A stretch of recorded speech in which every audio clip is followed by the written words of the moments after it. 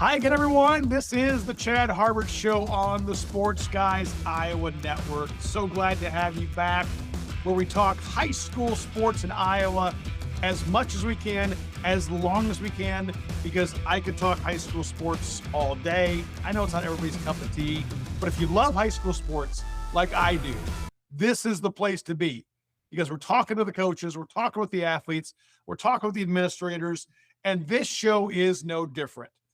The spring sports season's underway, and we'll get to track and we'll get to golf and tennis and all those things in the upcoming weeks. But as we're kind of ramping up and we're dealing with the weather today, it's rainy outside all across Iowa. I wanted to reach out to a longtime friend of mine who really has his finger on the pulse of the high school sports scene in the state of Iowa. Jason Eslinger is a guy I grew up with here in Grundy Center. He was a year behind me in high school. We've been friends since we were little kids. We've had similar paths professionally, but for the past 3 decades, he's been at the Iowa Girls High School Athletic Union, the association that runs all girls sports in this state. He's the associate director. He does a tremendous job, and the girls union does a tremendous job of promoting girls sports all across Iowa. They really do a great job with the championships, whether it's basketball down in Des Moines, or it's wrestling or volleyball in Coralville, Cedar Rapids, whether it's softball up in Fort Dodge, that great complex. The girls union has really been doing some tremendous stuff. They've been doing it for almost a century, and it's great. A great time for me to talk with my old friend S and just find out what's going on with the girls union, find out what he's doing professionally, and let him talk about the great things that are going on behind the scenes in high school sports. So I'm very excited to talk with Jason Eslinger, and I hope you are too. Happy to be joined now by the longtime associate director of the girls union, Jason Eslinger, also longtime friend of mine. How you doing, S? I'm doing great, Chad. Thanks for having me. I've known you for a while, but it's always a little peculiar when I think about how similar our backgrounds are. And I know I've brought this up to you, but your dad, my late mother, graduated together at Rhinebeck High School back in the early 60s. Class of 62. 62. We both worked in the newspaper business. We both worked in the sports information business. We worked at same papers at some points in our life, and we're just a year apart growing up. So our backgrounds have gone very similar up until, I guess, you got to the union and I went crazy, went off to Kansas City, went off to Las Vegas. But we're back together again in Iowa, and it's good to be able to hang out with you sometimes during the year. Absolutely. And I'm glad you're back too. It's great having you back, Chad. You're doing an awesome job at the Courier. I'll tell you that. Thank you. I appreciate that. You've been at the girls union a long time now. How long? I started, my first day was May 17th, 1997. So I will start my 30th year working here in May. So it's been a long journey, but it's been a fun journey. And I haven't really looked for jobs since I've been here. And people that don't know you, you're the guy behind the curtain with a lot of sports. You're a guy that's involved in all the championships, involved in a lot of the record keeping. You wear a lot of hats at the girls union. Yep. I would say when I was hired in 97, my primary role was to be a backup in the sports information office. For those that have been around for a long time, remember Mike Henderson, who was the longtime photo memory, and he was the computer before the computer statistician and information director for the girls union. I was his assistant, and I was in charge of publications. And like you said, I have an SID background. I was working at Drake, and the athletic union and Drake SID office at that time did a lot of things together, and that's what got me into my position. And then it's just evolved since then. Still do some of the sports information work. Obviously, when Mike Henderson passed away in 2005, I took over that role. Then I've eventually picked up some sports in between. And then there's, of course, the website integration, the social media that goes with that, which I don't really have a whole lot to do with anymore, but I still do the PR side of things in regards to, I do all of our rankings and our record books. But then I also manage three sports, swimming, bowling, and softball. Yeah, I've worn a lot of hats, and like I said, I'm not bored very often, and that's what makes this job so fun. And Iowa, a very unique state in separate boys and girls associations. Is it the only one? Only one. Yes, we are one. The Lone Ranger. Yep. Because I remember when we were in sports information, there was a few D1 schools that had separate like athletic departments. Right. Those were very few. So the only state with two separate associations, and famously the girls' union, I guess, broke loose from the boys' union or started because the boys weren't recognizing the growing sport of girls basketball. They were told at the time that this was back in the mid 20s that it was not healthy for girls to take part in sports. It was going to hurt them as far as different things and health wise. And so the Boys Association, or the IHSAA, was following the directive of the NFHS, which is the national governing body, and said that we're not going to sponsor girls sports anymore. And there were some angry superintendents that got together at a Des Moines church and said, we're going to start our own group if you're not going to let us play. And that's how we got started, in a back room of a church in Des Moines. And what's unique is Iowa has never been thought of as the most progressive state in the country. It has its moments, but at the same time, when Title IX becomes law in 70, the girls' union is so far ahead of the game. It's crazy. It's true that we actually were, the Sports Illustrated did a series of articles on equity in sports. And this was right when Title IX had passed. And there was actually one of the stories in that 3-part series was about the model. They had basically telling people, hey, this works. Here's what's going on in Iowa. And we were the example. And basically, I know Dr. Cooley, when he was at the forefront of all of that, he was being asked by other states, like, how are you doing this? And what do we have to do? And so we were Title IX, quite frankly, really didn't affect Iowa at all when it was implemented, other than a lot of the big schools that weren't as sponsoring sports at that time now had to do that. Because if you look at all the records and things like that from back in the 70s and 60s and 50s, it's all rural schools. There's not a lot of, you don't really have that, those big Cedar Rapids schools. You won't see Marshalltown and any schools that size that were involved in athletics at that time until they had to in 72. And that's the other thing, because you mentioned Dr. Cooley. You go to your offices in West Des Moines, and you're really walking into having to carry a legacy of the people before you that really championed and built up girls' sports in this state. Absolutely. I think there is set the standard, and his rule of thumb was always he wanted the Iowa girl to stand as tall as their male counterparts, and is in Dr. Cooley's words, not any bigger, just same. And so that legacy it is always in the back of our heads, I think, when we do our tournaments. And we've always had the philosophy of putting on great tournaments because for many kids, many high school girls especially, that this is the pinnacle of their athletic experience, because a lot of them don't go on to play collegiate sports or athletics. This is we want to make sure that is the standard and giving them an experience that they will never forget.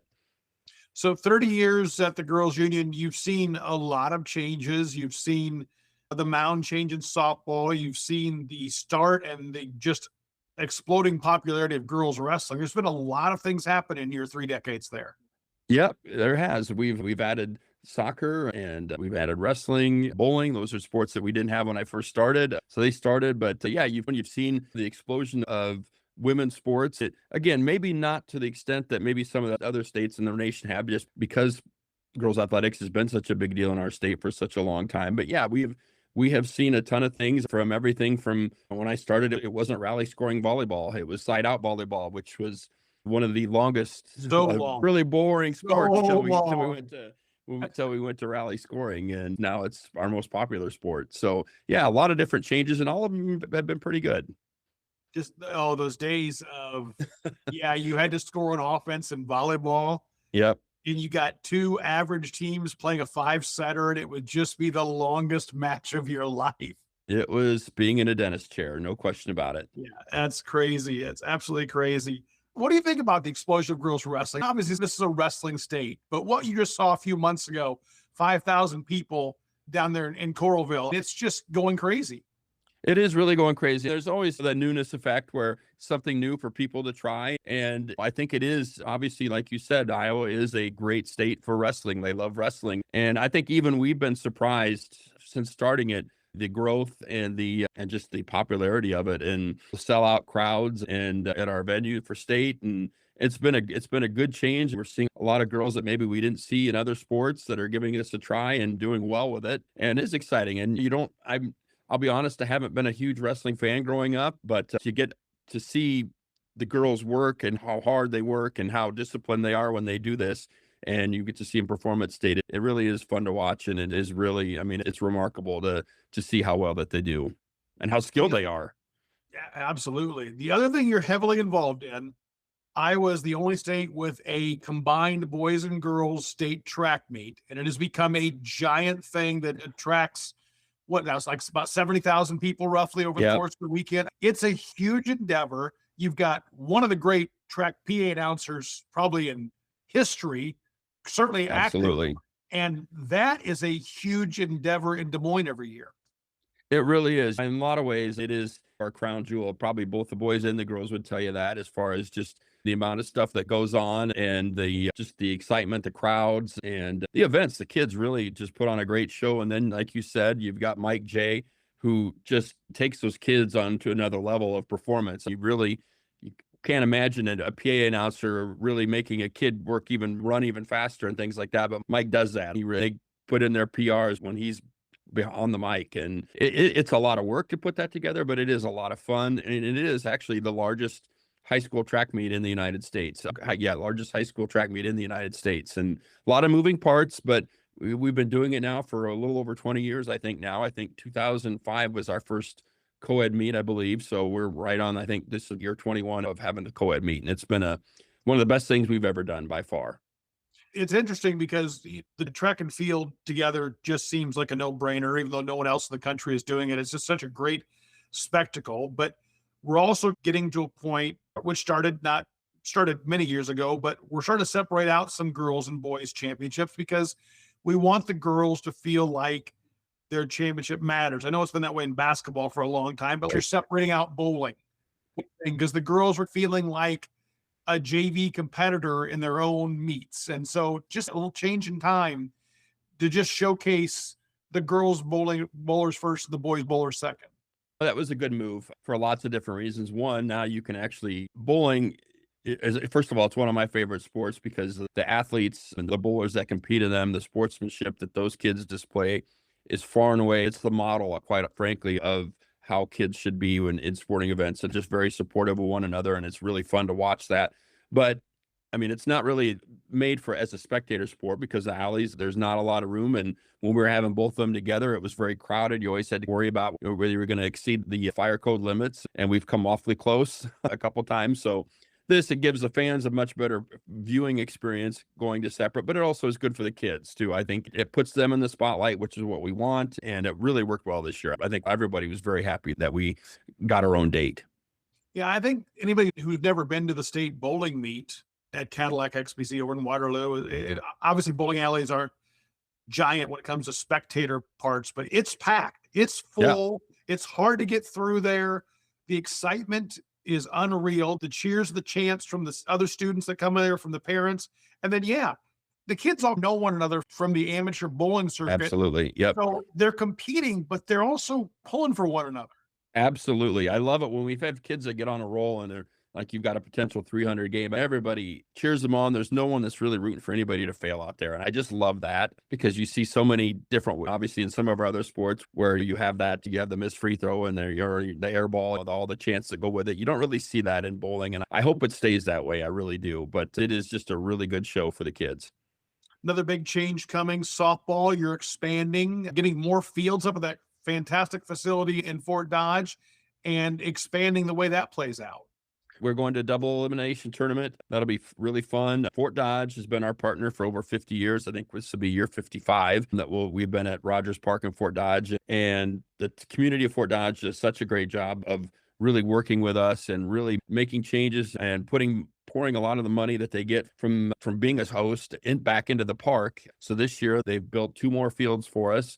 All 5 fields now have Musco lighting on them. So that basically gives us the avenue to play 5 classes of double elimination tournament. We're going to put each class will have their own field. We'll have 4 games on the first round. Then we'll go to 5 games on day 2. And then depending on how things shake out with the double elimination, we'll have anywhere from 3 to 5 on Wednesday. And then Thursday, we'll have 2 classes of state championships. And then Friday, we'll have our three other classes. So I'm really looking forward to having every game's going to mean a lot as opposed to maybe when you had those consolation games, you had people dragging their way into the field because the consolation, it is what it is. But this thing, everybody's got a chance now. They can afford to maybe make a mistake and come back and fight again another day, which will be a lot of fun.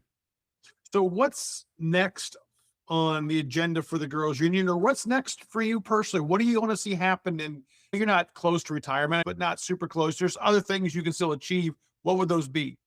I think the big thing for us coming up next year is our 100th anniversary as a organization. So we were founded in 1927, and so we are making preparations for a 100th year anniversary for the Girls Athletic Union. I think we really want to showcase that, just put on display the different things, the awesome things that have been happening throughout the years, whether it's 105 years of basketball tournaments to celebrating all of our sports and all of our athletes. And we've done some neat things that I really think has been very good the last couple of years. One is we've established the Iowa Girl Foundation, which is another thing that we'll use to raise money for more scholarship opportunities for girls, more programming in regards to whether it's mental health or team building, things like that'll come through the foundation. And I think then there's the other part of as far as the education piece with whether it's with officials or whether it's with kids. So there's a lot of different things. There's a lot of things out there as far as athletics right now, and especially high school. You see some of the things in college that might mirror their way back to us, whether it's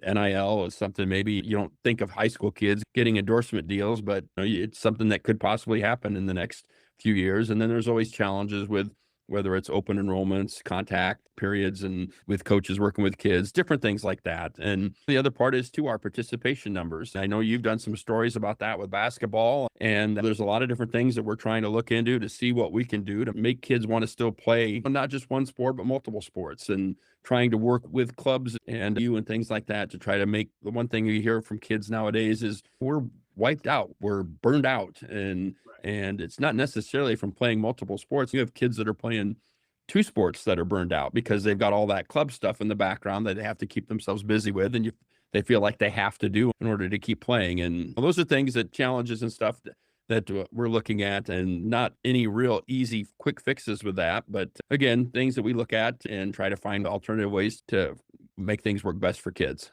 Along those lines, I know you have the student advisory committee, and I've gotten to know Kia Oliveira a little bit over the last couple of years, the great Waterloo West cross country track and field basketball star. I know she's been a part of that. What do those student athletes bring to the table to help you navigate these ever-changing times? I think the biggest thing they bring to us is perspective. I really think asking them, what is on your plate? What keeps you up at night as far as what you have to do, as far as in regards to your schoolwork, to what you've got to do mental health wise to keep your head above water. I think, and that's one of the things to me anyway, that these kids are rock stars, all of them that are on these committees, on our SAC committee. They're just fantastic kids, and they bring a lot of perspective and help us think about things that maybe we aren't thinking about. And sometimes we tend to look at things and try to fix things in return, not intentionally trying to be asking our ADs what works best. Maybe we should be asking the kids what works best for you. What do you want to see? Where do you want to see a second break if we need to put in another family weekend within our schedules and things like that? Where are you seeing it really bind up, and what's keeping you from, or what's wearing you out as far as your activities, and where you need the break at? It's such a tough challenge too, because you and I have talked about this extensively. What's good for 5A isn't necessarily what's good for 1A, and what's good in Grundy Center may not be what's good in Waukee. Tough state with all the rural communities and these pockets of cities that have different agendas. Well, that all depends on where you're at too. If you're a small school in Southern Iowa, if you're going to play for a club team, you're going to have to travel, or to get extra instructions, lessons, or whatever, you're probably going to have to travel an hour to 90 minutes to get that, as opposed to in Grundy Center, where you have a pretty quick trip to Waterloo or Cedar Falls if you wanted to do that. So there's lots of different challenges, and sometimes all things aren't equal for when it comes to high school athletics, that's for sure. And there's certain things we can do about that, and there's certain things we can't really do much about. As long as we try to stay on top of things, I think that helps. Before I let you go, because I've known you since we were little kids, one of the great album collectors I've ever known. You are, and you have been your entire life. What's the greatest LP you own? Beatles' White Album. You don't even have to think hard about it. I knew you were going to say that. I knew you were going to say that. All right. I think anybody that knows me, that knows my collection, knows that I've got about 6 or 7 different variations and versions of that album. That is the gospel according to John, Paul, George, and Ringo. And you're younger than I am, but you're the guy who turned me on to the Beatles, because I wasn't listening to the Beatles, and I was more of almost a disco into the 80s pop stuff. But you're the guy who introduced me to the Beatles. I knew you were going to say the White Album. How big is your collection now? It is, I would say, right around 1,100 albums, probably. Wow. I mean, and the CDs maybe a little probably a few more than that too. I'm getting in the process of replacing the CDs with the vinyl, but yeah, it's a dangerous hobby for sure. It is. But it's, you know what? It's in 2026, it's so unique. There's a lot of people who say I used to collect baseball cards, but there's not near as many who say I've collected albums. I've collected Yeah. LPs my entire life. And I was that way when we were both young growing up here at Grundy Center. I was that way with 45s, but not so much albums. Yep. And Yep. I have a few albums now, but I'm just envious of how you've stayed after that all these years and collected all this fantastic music. It's a dangerous hobby. My wife, I think, would really. What did she tell me one time? She goes, "I think things grow in here, and it's not organically." And I'm like, maybe a little, but yeah. But it's fun for me. It's the hunt. I always like to. There's nothing better than when you're just thumbing across stuff and you come across something you really love, and it's, oh man, that is awesome. I don't like to order things. I like to try to see if I can find them. To me, that's the best part. I was going to challenge you and say Hotel California, but I knew you were going to say Beatles and White Album, so I didn't even bring it up. Hotels, it's probably in the top 50 for sure. But I actually, you know what, I'll be honest, I think I'm probably one of the weird ones that like the long run better than Hotel California, but Yeah. that's just me. What they had, 7 albums in a row go platinum. They didn't Yeah, have I think they all album. did. I'm pretty sure they all did. They are all good. They are all excellent albums, no question. Yeah. Yes, I always appreciate talking to you. I know I call you. Oh, it's quite a bit awesome. I'm during so the glad you're year. back in Iowa. I'm so Oh, glad thanks you're so back in much, Iowa. yes. All You right, are the take best, care. and good luck living at the Union. You guys are doing great work down there. Appreciate that very much. All right, Thanks, thanks, Chad. Take care.